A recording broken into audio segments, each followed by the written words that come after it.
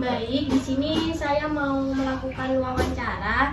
Yang pertama itu ada pertanyaan, apa yang membuat Anda memutuskan menjadi wirausahawan dibanding bekerja sebagai karyawan?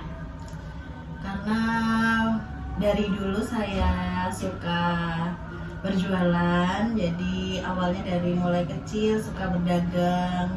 Jadi mungkin minat saya di jual beli, sehingga sampai saat ini saya memilih menjadi wirausahawan karena menyalurkan hobi saya itu. Jadi hobi yang menghasilkan uang. Oke. Pertanyaan yang kedua itu, menurut Anda, apa perbedaan cara berpikir antara pengusaha dan pekerja biasa? Menurut saya kalau usaha itu lebih mikir peluang besar dan perkembangan usahanya buat kedepannya. Jadi kalau pekerja biasa hanya fokus pada target atau menyelesaikan tugas-tugas saja. Jadi kalau pengusaha bedanya itu dia lebih berani mengambil keputusan dan resiko yang harus dialami nantinya. Selanjutnya yaitu, apa nilai atau prinsip hidup yang paling mempengaruhi perjalanan bisnis Anda? Yang utama pastinya kejujuran, itu yang nomor satu. Dan yang kedua mungkin tentang pelayanan ke customer ya, harus ramah. Jadi karena tetap customer itu adalah, pembeli adalah raja. Jadi gimana caranya kita harus menjaga kepuasan customer itu dengan cara pelayanan yang maksimal. Ada apa yang membuat Anda itu tetap bertahan ketika usaha itu sedang mengalami kesulitan? Karena saya sudah terlanjur terjun di usaha ini, jadi saya akan melakukan semaksimal mungkin untuk terus berkembang ya usaha saya.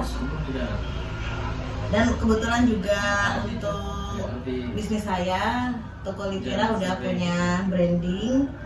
Jadi pelanggan lebih percaya dan percaya sama toko saya, jadi sayang kalau tidak dilanjutkan. Selanjutnya, resiko terbesar apa yang pernah Anda ambil dalam bisnis Anda? Mungkin yang paling resiko terbesar itu modal ya, terutama modal itu lumayan cukup besar kalau dibuat, sedangkan buah itu kualitasnya cepet banget menurun, cepet busuk. Jadi saya akhirnya putar otak gimana caranya buah-buah ini yang busuk bisa diolah lagi, jadi seperti menjadi olahan buah, jus dan lain-lain. Untuk selanjutnya itu, apakah Anda pernah merasa takut gagal ketika memulai usaha dan bagaimana Anda mengatasinya? Pastinya dalam usaha ada pasang surutnya ya, terutama kalau untuk gagal pasti pernah.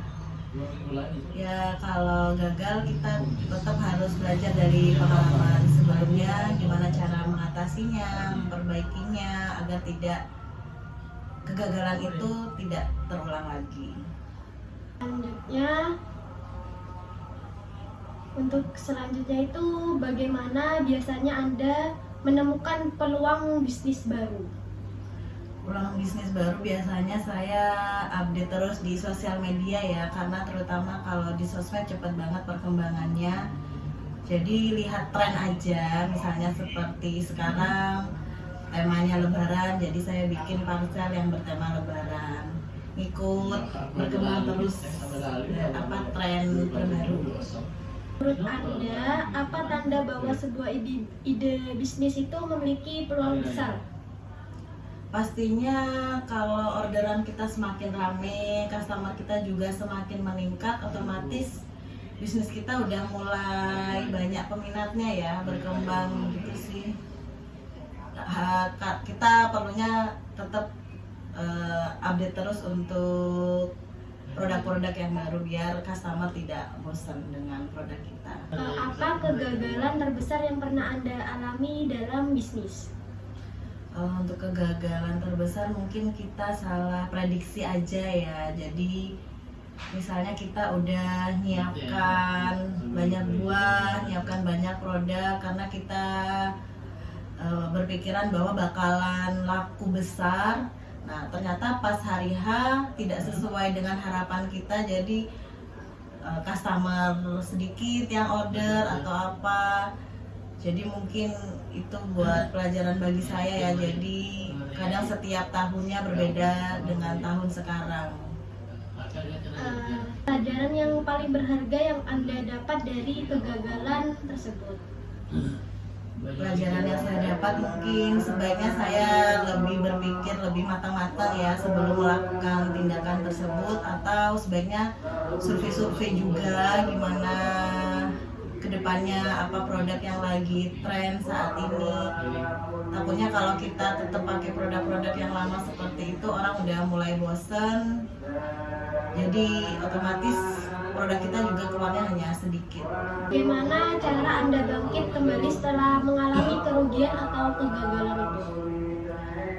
Tetap ya, kita harus sering-sering evaluasi ulang kenapa kemarin itu sempat gagal, dan kita juga ambil pelajaran dari kegagalan tersebut, karena tetap ya pengalaman itu guru terbaik. Jadi kita harus cari jalan keluarnya juga, gimana caranya biar kita tidak gagal berulang-ulang kali. Oke, apakah kegagalan itu bagian penting dari proses menjadi pengusaha?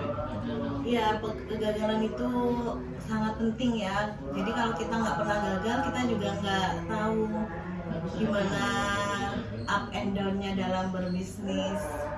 Sedangkan kegagalan itu merupakan pelajaran yang sangat penting bagi saya agar bisnis saya terus berkembang dan tentunya lebih baik ke depannya. Selanjutnya itu, bagaimana Anda menjaga mental agar tidak menyerah ketika usaha itu sedang sulit? Mungkin kita tetap berpikir tenang ya, agar dapat mencari solusinya juga, dan tetap berpikir positif. Pasti kegagalan ini ada jalannya, dan saya juga bakalan ingat tujuan awal buka usaha ini untuk apa dan untuk siapa. Makanya saya harus tetap bertahan meskipun awalnya agak susah. Oke, selanjutnya itu bagaimana Anda menjaga agar bisnis tetap inovatif dan tidak tertinggal dari pesaing?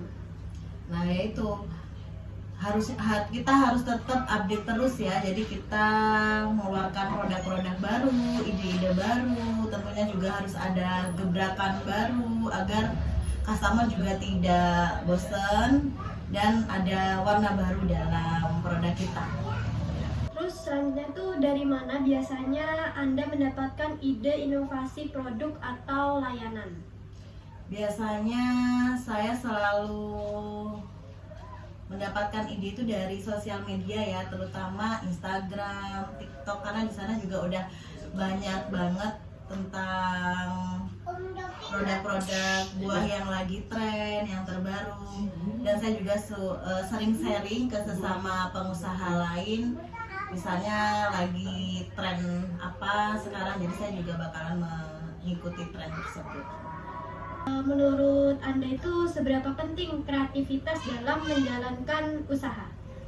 Itu sangat penting sekali ya, karena dengan kreativitas itu jadi kita tidak ketinggalan zaman dan produk kita pastinya up to date ya, dan berbeda dengan pesaing-pesaing lainnya. Jadi kreativitas itu sangat amat penting bagi saya. Terus bagaimana Anda merespon perubahan dari tren pasar?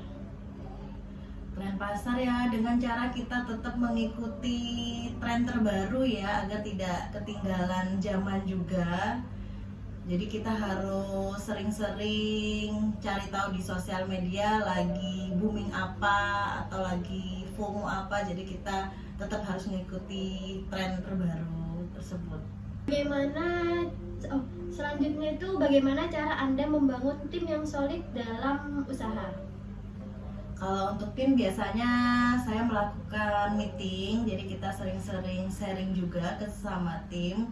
Jadi kita saling diskusi apa aja yang perlu kita tingkatkan, masalah-masalah apa yang kemarin.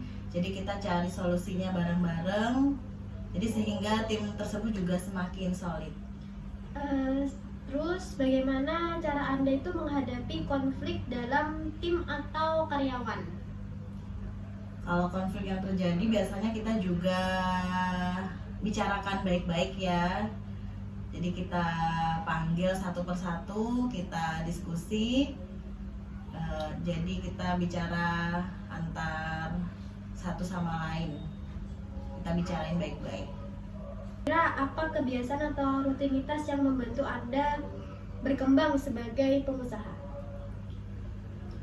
Saya juga harus tetap belajar ya agar tidak mudah puas, dan juga belajar hal-hal baru terutama di bidang saya.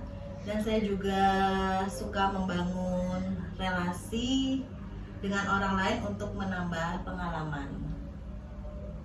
Oke, yang pertanyaan terakhir yaitu buku, tokoh, atau pengalaman apa yang paling mempengaruhi cara berpikir Anda dalam berbisnis? Kalau tokoh yang sangat berperan penting dalam bisnis saya, terutama ayah saya ya, karena saya banyak sekali ngambil pelajaran di beliau, karena beliau juga sebelumnya sudah banyak pengalaman di bisnis. Jadi saya sangat banyak belajar bisnis itu terutama pada ayah saya. Oke, pertanyaannya udah terjawab semua.